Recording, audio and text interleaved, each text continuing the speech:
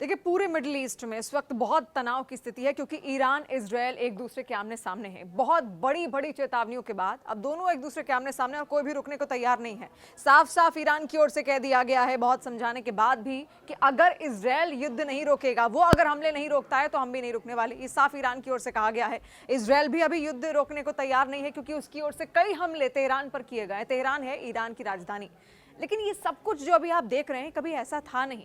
Iran Israel एक दूसरे के आमने सामने जरूर हैं, लेकिन सबसे पहले देखिए, आप समझिए अभी जो फिलहाल जो स्टोरीज निकलकर सामने आ रही हैं वो आप समझिए, क्योंकि अब ये कहा जा रहा है ईरान को संभालने वाले यही हैं, अली खामनेई। अभी ये कहा जा रहा है कि कहीं गायब हो चुके हैं, कहाँ हैं किसी को नहीं पता, परिवार के साथ कहीं चले गए हैं। इनको लेकर खबरें फिलहाल यही सामने आ रही हैं। तो कहाँ गए हैं ईरान के सुप्रीम लीडर अली खामनेई, सबसे बड़ा सवाल यही है। अब इसको लेकर जो अलग अलग बातें, देखिए, कोई कह रहा है कि बुलेट प्रूफ बंकर में जाकर वो छिप गए हैं। इसके अलावा किसी का दावा यह है कि ईरान में कुछ गुप्त जगह हैं, वहां पर वो जाकर छिप गए हैं। इसके अलावा परिवार संग घर छोड़ने का दावा भी किया जा रहा है। फिर अंडरग्राउंड होने की भी बातें निकलकर सामने आ रही हैं। बुलेट प्रूफ बंकर में छिपे हो सकते हैं या रूस में जाकर उन्होंने शरण ले ली हो, ये भी खबरें सामने आ रही है। लेकिन पूरा परिवार इनका गायब है, कहाँ है, कोई भी खबर इसको लेकर नहीं है।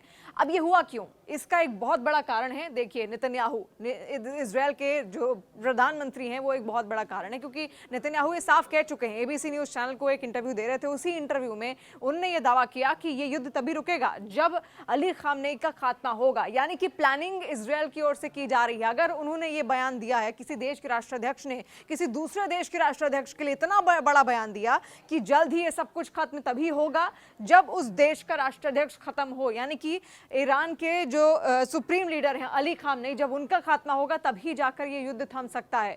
तो बहुत बड़ा इशारा है, यानी कि इजरायल में इसकी प्लानिंग चल रही है, इजरायल में पूरी तैयारी चल रही है। क्योंकि ये जो युद्ध यहाँ पर छेड़ा गया, जो ऑपरेशन छेड़ा गया उसकी ओर से, इजरायल की ओर से, जिसका नाम उसने राइजिंग लायन दिया है, ये भी आपको बता दें, ये ऐसी वैसी प्लानिंग नहीं थी कि 4 दिन में ही हमला कर दिया गया हो, बल्कि पूरे 6 महीने प्रॉपर इसके लिए प्लानिंग की गई थी। एक एक रूपरेखा यहाँ पर तैयार की गई, कहां पर हमला करना है ये भी इजरायल जानता था। उन तमाम एजेंट्स को भी उसने ईरान भेजा हुआ था। वो एजेंट्स वहां पर बैठकर काम कर रहे थे। वो एजेंट्स एक एक डिटेल इजरायल तक पहुंचा रहे थे कि ईरान में कहां पर उसकी वॉरहेड्स रखे हैं, कहां पर उसकी न्यूक्लियर वॉरहेड्स हैं और कहां पर परमाणु प्रोजेक्ट्स पर काम कर रहा है ईरान। क्योंकि सबसे बड़ा कारण हमले का यही था, क्योंकि ईरान ने इतना ज्यादा यूरेनियम का जखीरा इकट्ठा कर लिया था कि उससे बहुत बड़ा हमला वो किसी भी देश पर कर सकता था और किसी भी देश के लिए बहुत बड़ा खतरा वो साबित हो सकता था। वो तमाम परमाणु प्रोजेक्ट्स पर काम कर रहा था। अमेरिका उसको यही समझाने की कोशिश कर रहा था कि वो ना करे, ये काम करना वो बंद कर दे। जिस तरीके से वो लगातार परमाणु शक्ति खुद को बना रहा है, वो खुद को रोके, क्योंकि बहुत बड़ा जखीरा जिससे पूरे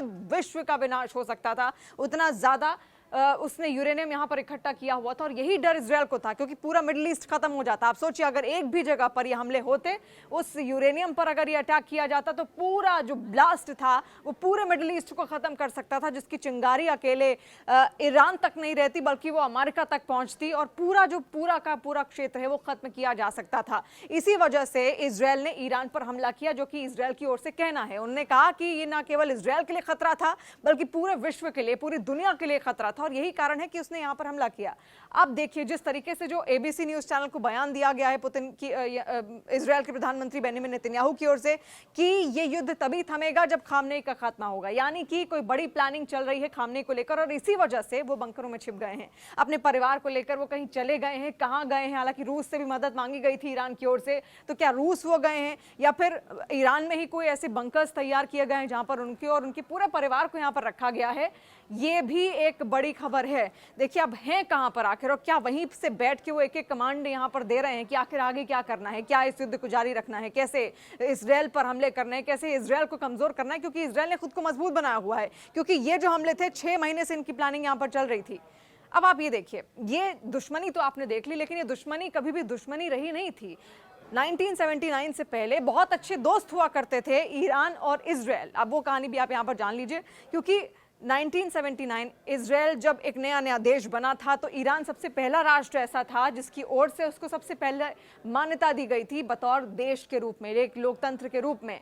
तो ऐसे में हमेशा से दोस्ती बहुत अच्छी रही थी ईरान और इजरायल की, लेकिन ये दोस्ती तब दुश्मनी में तब्दील हुई जब खामनेई का शासन आता है।